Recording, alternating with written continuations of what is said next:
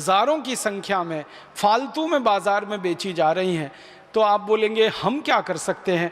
आपकी बहुत बड़ी भूमिका मैं इस काम में देखता हूं, और वो भूमिका ये है कि आप एक संवेदनशील चिकित्सक होने के नाते, एक बुद्धिमान चिकित्सक होने के नाते अपने जीवन में एक संकल्प छोटा सा कर लीजिए कि मैं मेरे प्रिस्क्रिप्शन स्लिप पर किसी भी मरीज को फालतू की एक दवा भी नहीं लिखूंगा, और ऐसी कोई दवा नहीं लिखूंगा जो भारत के मरीज के लिए जरूरी नहीं है लेकिन कंपनी के मुनाफे के लिए बाजार में।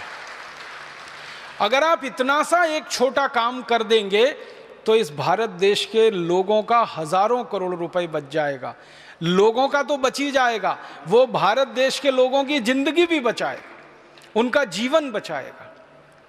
तो आप अगर अपने मन में एक संकल्प ले लेते हैं, ये बहुत पवित्र संकल्प होगा जो आपके सम्मान को बढ़ाएगा, कम नहीं करेगा। आपके सम्मान को मरीजों के दिल में बहुत गहरा स्थान देगा।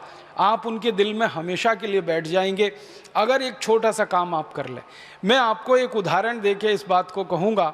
स्वीडन नाम का एक छोटा सा देश है। स्वीडन नाम के देश में 1980 के दशक में थोड़े से कानून में ढीलापन आ गया और विदेशी कंपनियों ने मार्केट को भर दिया। वहाँ स्वीडन के बाजार में अंधाधुंध गैर जरूरी दवाएं, फालतू की दवाएं बाजार में आ गई। जिन दवाओं से लोगों की मौत हो रही थी, ऐसी दवाएं धड़ल्ले से बिकने लगी। एक दवा है, उसका नाम है क्विलोक्विनोल।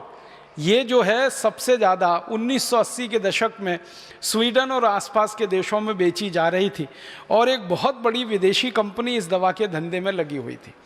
स्वीडन में एक बहुत संवेदनशील चिकित्सक ने झंडा उठाया, बहुत संवेदनशील चिकित्सक। उन्होंने एक झंडा उठाया, उनका नाम था डॉक्टर ओले। उन्होंने कहा कि हमारे देश के बाज़ार में, स्वीडन तो बहुत छोटा सा देश है, कोई बहुत बड़ा देश नहीं है, आबादी बहुत कम है, भारत के एक ज़िले से भी छोटा है, लेकिन वहाँ के एक संवेदनशील चिकित्सक जिनका नाम था डॉक्टर ओले, उन्होंने ये झंडा उठाया कि मेरे देश के लोगों को ये फालतू की दवाएँ खानी पड़ें, लीवर खराब हो उनका, किडनी खराब हो जाए, मौत के मुंह में चले जाएं, लाखों करोड़ों रुपया स्वीडन से विदेशों में हस्तांतरित हो जाए, ये तो नहीं चलने दूंगा। तो उस एक चिकित्सक ने स्वीडन के चिकित्सकों को समझाना शुरू किया। धीरे धीरे एक संगठन बना। उस संगठन में 3000 डॉक्टर शामिल हो गए, और 3000 डॉक्टरों ने मिलकर डॉक्टर ओले के साथ एक संकल्प ले लिया। उन्होंने संकल्प लिया 3000 डॉक्टरों ने कि हम में से कोई भी दवा कंपनी की कोई भी दवा इसलिए नहीं लिखेगा कि वो मार्केट में है। हम दवा लिखेंगे तब जब मरीज की बहुत ज़्यादा ज़रूरत होगी। वो अगर ज़रूरत नहीं है तो मरीज को कहेंगे कि आप बिना दवा के ही ठीक हो सकते हैं और आप अपने जीवन में इतना इतना सा कर लीजिए। तो उन्होंने कहा कि सिर्फ ज़रूरी दवाओं का ही प्रिस्क्रिप्शन लिखेंगे, फालतू गैर जरूरी दवाओं का प्रिस्क्रिप्शन पूरी तरह से ख़त्म कर देंगे। और उन्होंने क्विलोक्विनोल से शुरुआत की। आप जानते हैं क्विलोक्विनोल के जैसी नज़दीकी एक दवा है मैक्सोफॉर्म, और एक है एंट्रोबायोफॉर्म। तो मैक्साफॉर्म, एंट्रोबायोफॉर्म, क्विलोक्विनोल, उन्होंने एक लिस्ट बनाई और 3000 डॉक्टरों के सभी क्लिनिक में वो लिस्ट चिपका दी गई, और सभी डॉक्टरों को कहा गया कि प्रिस्क्रिप्शन लिखते समय इस लिस्ट को ध्यान में रखें। परिणाम ये हुआ, 1980 में ये आंदोलन शुरू हुआ, 1984 तक आते आते स्वीडन के बाजार से सारी गैर जरूरी दवाएं बिकना बंद हो गई। एक चिकित्सक ने हिम्मत दिखाई, उसने अपने सहयोगी चिकित्सकों को तैयार किया, उनकी सेंसिटिविटी को थोड़ा और बढ़ाया, ज़्यादा सेंसिटाइज किया। इंटेलिजेंसी तो सभी चिकित्सकों में होती है, सेंसिटिविटी बढ़ने की बात है। संवेदनशीलता उनकी बढ़ती गई, और एक दिन आकर उन्होंने संकल्प ले लिया। फिर उनका दूसरा संकल्प ये था कि हम 3000 डॉक्टरों का ये जो संगठन है, इस संगठन में आगे भी दूसरों को शामिल करते रहेंगे अगर वो हमारे इस विचार पर चलेंगे। धीरे धीरे संख्या बढ़ती गई। फिर ये आंदोलन स्वीडन से निकल के डेनमार्क में चला गया, डेनमार्क से निकल के फिर नॉर्वे में चला गया, नॉर्वे से निकल के फिर जर्मनी, फ्रांस में चला गया, और एक बहुत बड़ी संस्था बन गई। अब वो संस्था वहाँ काम करती है, उनका नाम है डॉक्टर्स विदाउट फ्रंटियर्स।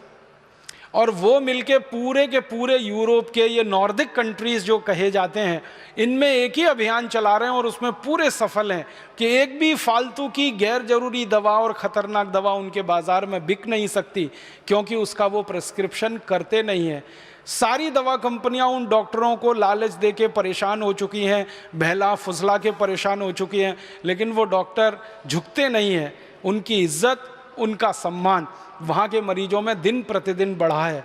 और एक अच्छी बात बताऊं कि ये सारे डॉक्टरों की जो प्रैक्टिस है, उसके बारे में जब उनसे पूछा गया अनेक बार कि आपकी प्रैक्टिस का क्या हुआ, आपने जब ये फालतू गैर जरूरी दवाएं लिखना कम किया तो कंपनियों ने आपको पैसे देना, कमीशन देना बंद किया, वो तो आपकी कमाई कम हो गई। तो सभी डॉक्टर कहते हैं पहले से ज़्यादा बढ़ गई। क्यों? तो वो कहते हैं कि पहले जो मरीज हमारे ऊपर शक करते थे, आशंका करते थे, अब वो भी भरोसा करने लगे हैं, इसलिए हमारे पास अब ज़्यादा पहले से मरीज आने लगे। ये डॉक्टर्स लोगों के समूह में डॉक्टर ओले का अभी तो स्वर्गवास हो गया है, उनके स्वर्गवास के पहले उनका एक लंबा इंटरव्यू आया था। उस इंटरव्यू में उनसे पूछा गया था कि जब से आपने ये अभियान शुरू किया फालतू गैर जरूरी दवाओं के बहिष्कार का, आपकी अपनी निजी आमदनी के बारे में बताइए, वो कहाँ पहुँची है। तो उन्होंने कहा मेरी निजी आमदनी 3.5 गुनी बढ़ गई है, क्योंकि पहले मेरे पास जितने मरीज आते थे अब उससे कई गुने ज़्यादा मरीज आ रहे हैं, और मुझे अब दूसरे देशों में बुलाया जाने लगा है, क्योंकि मैं इस अभियान के एक नेता के रूप में स्थापित हुआ हूं। तो आसपास के 20, 22, 25 देशों में मेरी विजिट होती है, और वो लोग मुझे बिल्कुल भगवान के बराबर का दर्जा देते हैं कि ऐसे ईमानदार डॉक्टर की दुनिया को ज़रूरत है।